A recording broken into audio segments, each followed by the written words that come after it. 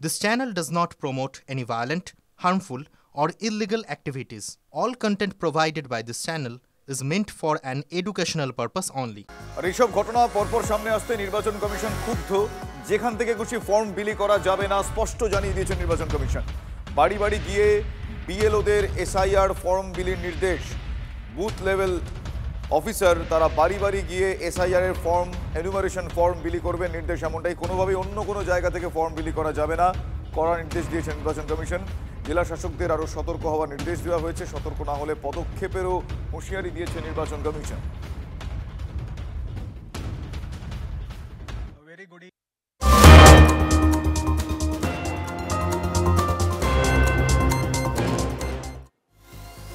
Voter লিস্টে বাবার নাম ভুল, এসআইআর আতঙ্কে আত্মহত্যার চেষ্টার অভিযোগ বলা হলো হরিশ্চন্দ্রপুরের মহেন্দ্রপুর গ্রাম পঞ্চায়েতে। আশঙ্কাজনক অবস্থায় ওই যুবককে চাঁচল সুপার স্পেশালিটি হাসপাতালে ভর্তি করা হয়েছে। আতঙ্কে বিষ খেয়ে আত্মহত্যার চেষ্টা করেছেন তিনি, এমনটা তার পরিবারের তরফ থেকে জানানো হচ্ছে। খবর পেয়ে হাসপাতালে ছুটে যান হরিশ্চন্দ্রপুরের বিধায়ক তথা রাজ্যের প্রতিমন্ত্রী তাজমুল হোসেন। এসআইআর এর নামে বিজেপি সরকার চক্রান্ত করছে অভিযোগ করেছেন তৃণমূল কংগ্রেসের নেতাকর্মীরা। পাল্টা আবার শাসক দলের বিরুদ্ধে মিথ্যে রটনার অভিযোগ তুলেছে গেরুয়া।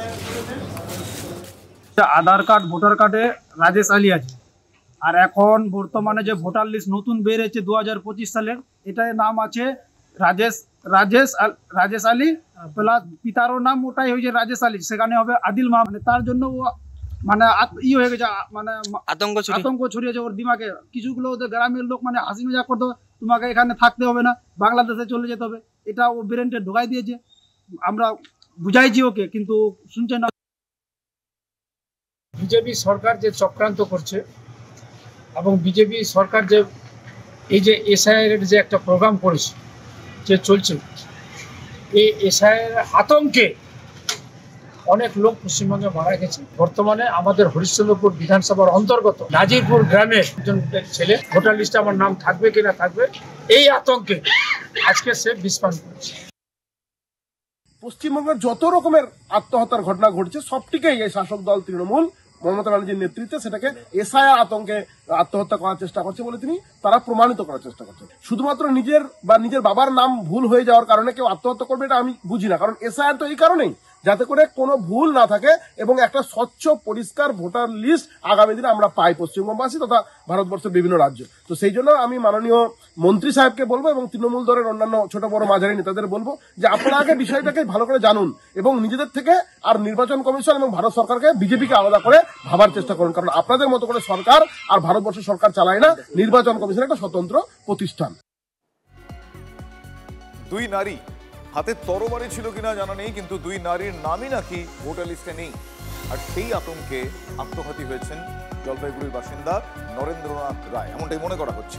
এসআইআর নিয়ে সরগরম রাজনীতিতে এই নরেন্দ্রনাথের মৃত্যু হয়তো একটা সংখ্যা মাত্র, কিন্তু এসআইআর এর মতো একটা সহজ স্বাভাবিক সাংবিধানিক প্রক্রিয়া নিয়ে যে ভয়ের একটা পরিবেশ রাজনৈতিক নেতারা তৈরি করেছেন, এই ঘটনা সেটারই একটা শিকার। এই ব্যক্তি তারই বলি। বিহারের মতো এসআইআর চাই। বিজেপির চক্রান্ত তো চলছে, নির্বাচন কমিশনের ষড়যন্ত্র চলছে। একটাকেও ভোটার তালিকায় থাকতে দেব না। पूरा घेराव होगा, पूरा आंदोलन होगा, हम नाम काटने नहीं देंगे। বাদ যাবে এবং সেই বাদ যাওয়া কেউ আটকাতে পারবে না। মমতা বন্দ্যোপাধ্যায় আটকাতে পারবে না, অভিষেক বন্দ্যোপাধ্যায় তো দূর ছায়। রাজনীতির এই তরজার মাঝেই খবর এসেছে একের পর এক আত্মহত্যার, যাকে তৃণমূল বলছে এসআইআর আতঙ্ক। এবার সেই তালিকা যোগ হলো জলপাইগুড়ির নরেন্দ্রনাথ রায়ের নাম।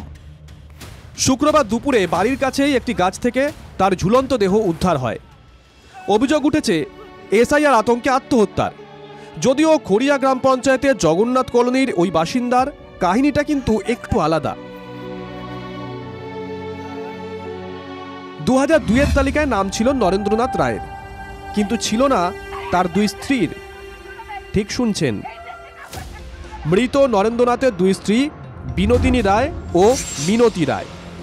তাদের নাম 2002 তালিকায় না থাকা নিয়ে নরেন্দ্রনাথ আতঙ্কিত হয়ে পড়েন বলে জানিয়েছেন দুই স্ত্রী। আপনি আগে ভোট দিতেন? ভোট না দিয়ে আসেছি। তাহলে কি 2002 এর যে লিস্ট সেটাতে নাম নাই? হ্যাঁ ওইটাতে নাম অথচ তার আগে আপনি ভোট দিয়েছেন। হ্যাঁ দিছি। তো সেইটা নিয়ে কি ওনার একটা টেনশন ছিল? এলা কি ব্যাপার? আপনি তো ওনার দ্বিতীয় স্ত্রী। হ্যাঁ। আপনার নাম আছে ভোটে?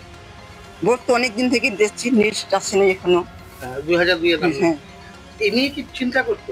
হ্যাঁ এই নিয়ে একটু টেনশন করতে, কয়দিন থেকে টেনশন করে আমরা তো বুঝাই সবাইকে যে কি যা বসিরের যা হবে আমাদেরও তাই হবে, তুমি এত টেনশন করতেছো কেন? এই করতে করতে কয়দিন খাচ্ছে বেড়াচ্ছে, ওই টেনশনে আছে। 2002 এর লিস্টে 2 স্ত্রীর নাম না থাকা নিয়ে দুশ্চিন্তার কথা তিনি স্থানীয় পঞ্চায়েত সদস্যকেও জানিয়েছিলেন। এমনকি ঘটনার দিন সকালেও তিনি এ নিয়ে কথা বলতে স্থানীয় পঞ্চায়েত সদস্যর বাড়িতেও গেছিলেন। উনি আমার কাছে 3 বার গেছেন, এই ধরেন 5-7 দিনের মধ্যে, 1 সপ্তাহের মধ্যে 3 বার গেছেন। কেন গেছেন? আমার নামটা আছে নাকি? বললাম যে নাম আছে, কোনো অসুবিধা নেই, ভয় নাই, আমি আছি। আমি বলছি কোনো অসুবিধা হলে আমরা আছি, হ্যাঁ কোনো কিছু হবে না, ভয় নাই। ওনারা তো আগের দিনের লোক, ওনারা বুঝতে চায় না যে আমার নাম আছে, ছেলে মেয়ের নাম আছে, স্ত্রী কোথায় যাবে। এটাই ওনার একটা অবসাদে ভুগছিলেন যে আগামীতে কি পরিস্থিতি দাঁড়াবে, আমি আমার স্ত্রীকে যদি আমি সহযোগিতা করতে না পারি, সেটা ওনার মনে একটা ভয় ভীতি তৈরি হয়েছিল।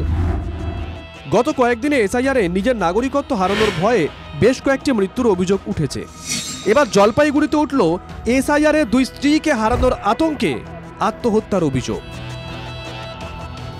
Nileshwar সান্যালের report, TV9 Bangla.